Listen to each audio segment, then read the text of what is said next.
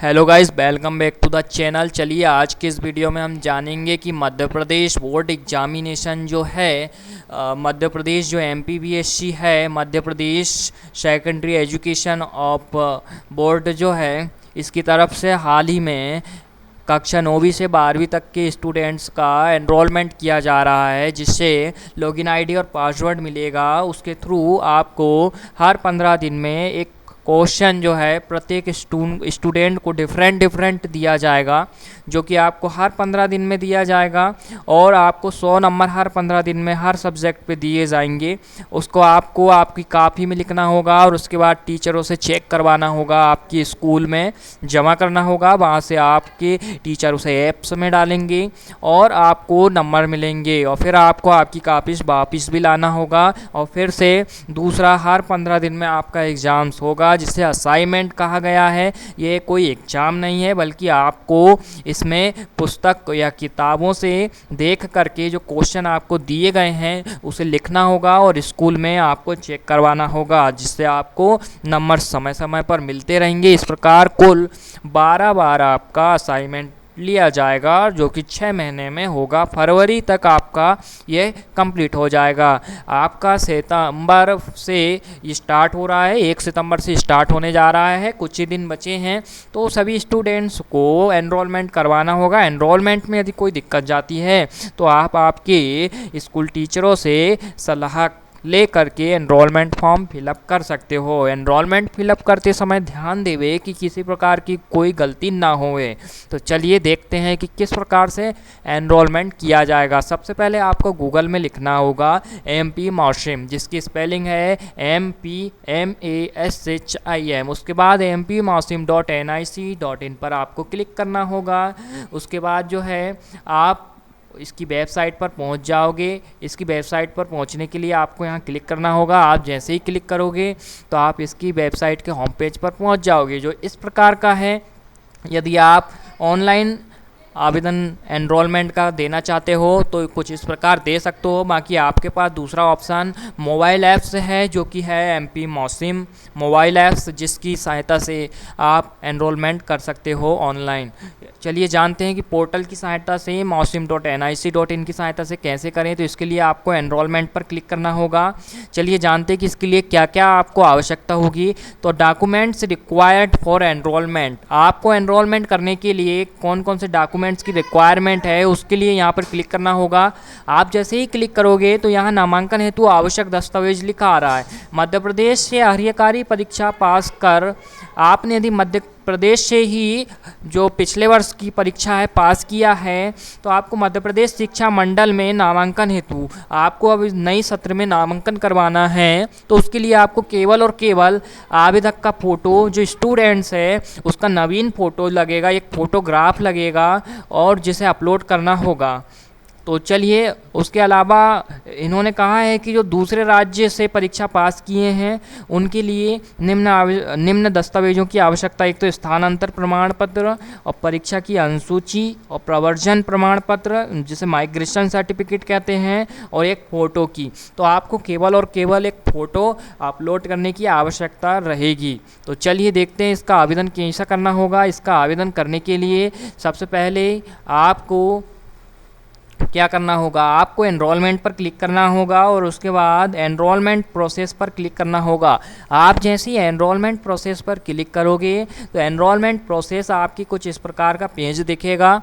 उसके बाद आपको दिशा निर्देश दिए गए हैं नामांकन हेतु। तो सबसे पहले इसे क्लिक कर इसे पढ़ लीजिए कि आपको आपका फ़ोटो अपलोड करना होगा। चलिए, हमने इसे पढ़ लिया है। अब उसके बाद जो है नामांकन हेतु आवश्यक दस्तावेज की सूची देख लीजिए।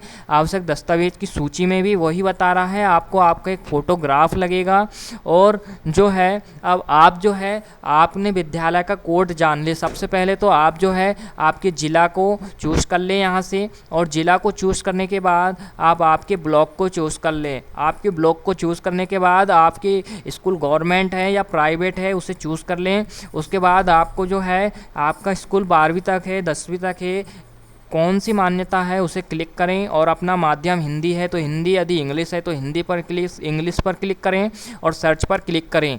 यदि आपके पास में यहाँ पे जैसे कोई डाटा आता है तो उस डाटा में आप देख लीजिए कि आपका स्कूल कौन सा है, और आपकी स्कूल के सामने स्कूल कोड लिखा होगा। जैसे यहाँ पे कुछ इस प्रकार का लिखा आ रहा है, तो ऐसे स्कूल कोड को आप सबसे पहले आपका लिख लीजिए, जो कि आपको मालूम रहना चाहिए। उसके बाद जो है आप होम पेज पर आ सकते हैं, जो कि कुछ इस प्रकार का है, और यहाँ पर आप फिल ऑनलाइन नामांकन फॉर्म पर क्लिक कर सकते हो। जब आप फिल ऑनलाइन नामांकन फॉर्म पर क्लिक करोगे तो कुछ इस प्रकार का पेज आपको दिखेगा। इसमें आपको कुछ नहीं करना है, सिर्फ अपनी एक प्रोफाइल बनाना है, और प्रोफाइल बनाने के लिए यहाँ पे वो सारी चीज़ें आपको फिलअप करना होगा जिसमें रेड स्टार लगा हुआ है। तो सबसे पहले यहाँ पे लिखा है कि क्या आप मध्य प्रदेश के मूल निवासी है, तो आपको लिखना होगा यदि आप मूल निवासी है मध्य प्रदेश के तो हाँ मैं मध्य प्रदेश का मूल निवासी हूँ पर क्लिक करना होगा, और यदि नहीं हो तो नहीं मैं मध्य प्रदेश का मूल निवासी नहीं हूँ पर क्लिक करना होगा। तो चलिए हम यहाँ पे मध्य प्रदेश के मूल निवासी है, इसलिए हाँ मैं मध्य प्रदेश का मूल निवासी हूँ पर क्लिक करते हैं। उसके बाद आप आवेदक का प्रथम नेम डालें, जैसे आवेदक का नाम है, दो जैसे एक नाम होता है और एक सरनेम होता है, तो आप यहाँ पर सबसे पहले नेम डाल दें, जो भी आपका नेम है आप यहाँ पर डाल सकते हैं। और उसके बाद जो है आपका मिडल नेम है तो मिडल नेम डाल सकते हैं, और नहीं है तो आप आपका लास्ट नेम जिसे सरनेम कह सकते हैं वो यहाँ पर एंटर कर सकते हैं। और उसके बाद जो है आप मुख्य रूप से आपका फादर का नेम पूरा जो है यहाँ फिलअप कर सकते हैं, जैसा कि आप 11th और जो है 12th की मार्कशीट में चाहते हैं। जैसी आपकी 10वीं की जो मार्कशीट है या 8वीं की मार्कशीट है उसके अकॉर्डिंग आप पूरी जानकारी फिलअप कर सकते हैं, जो कि सही और सटीक होनी चाहिए और सही होनी चाहिए। फिर उसके बाद आप आपका माता का नाम लिख सकते हैं। उसके बाद अपनी डेट ऑफ बर्थ यहाँ पर बहुत ही आसानी से DD बाय के फॉर्म पे लिख सकते हो। DD का मतलब सबसे पहले आपको डेट डालनी होगी, MM का मतलब सबसे उसके बाद आपको मंथ डालना होगा, और 4Y का मतलब आपको ईयर लिखना होगा 4 अंकों का, और बीच में इस तरह से एरो लगाना होगा जो वहाँ पे लगा हुआ है स्लेश। उसके बाद आप आपका जेंडर सेलेक्ट कर लीजिए, यदि पुरुष है मेल है तो मेल पर क्लिक कीजिए, यदि फीमेल है तो फीमेल पर क्लिक कीजिए। उसके बाद आप एक बार कंफर्म जेंडर क्लिक कर लीजिएगा, और फिर उसके बाद आप कैटेगरी सेलेक्ट कर लीजिए, जनरल है या ST है या SC है या OBC है। यदि आप जनरल हो तो जनरल पर क्लिक करिए, और एक बार कंफर्म करने के लिए जनरल पर क्लिक कर दीजिए। उसके बाद आप क्या आपके पास निःशक्तता का वैध प्रमाण पत्र है, do you have valid disability certificate more than 40% disability, यदि है तो हाँ पर क्लिक कीजिए, और यदि नहीं है तो नहीं मैं निःशक्त नहीं हूँ, I am not person with disability, इसी पर क्लिक रहने दीजिए नहीं पर।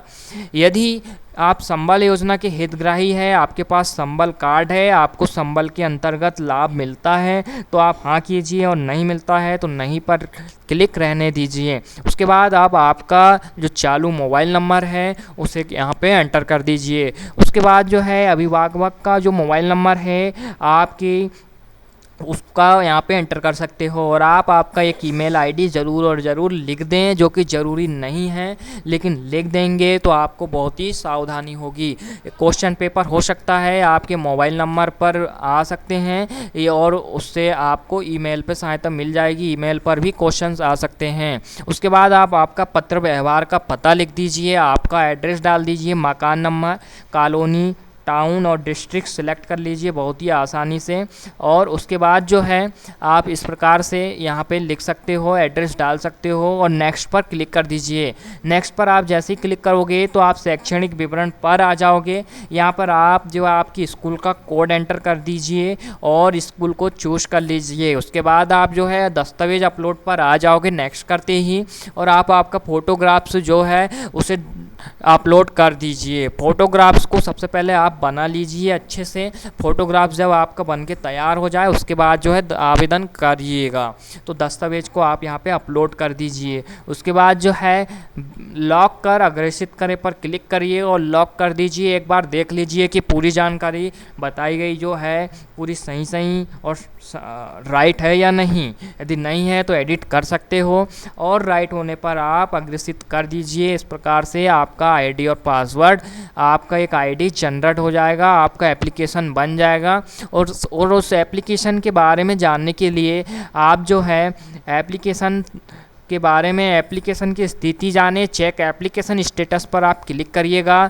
जो आपका आवेदन क्रमांक आएगा उसे यहाँ पर एंटर कीजिएगा और आवेदक का सुरक्षा कोड आपको दिया जाएगा। एक सेक्रेट की दी जाएगी आवेदन क्रमांक के अलावा, उसे यहाँ एंटर कीजिएगा और आपकी डेट ऑफ बर्थ यहाँ पे सेलेक्ट कीजिएगा और सर्च पर क्लिक कीजिएगा। जैसे ही आप सर्च पर क्लिक करोगे तो आपकी आवेदन की स्थिति आपको पता चल जाएगी। तो इस प्रकार से आप जो है बहुत ही आसानी से आपका एनरोलमेंट कर सकते हो और जो है अपना एनरोलमेंट आसानी से कर सकते हो। यदि जानकारी अच्छी लगी हो तो वीडियो को लाइक करें और चैनल को सब्सक्राइब करें। तो चलिए फिर मिलते हैं अधिक जानकारी के साथ एक और नए वीडियो में। जब तक के लिए बहुत बहुत धन्यवाद।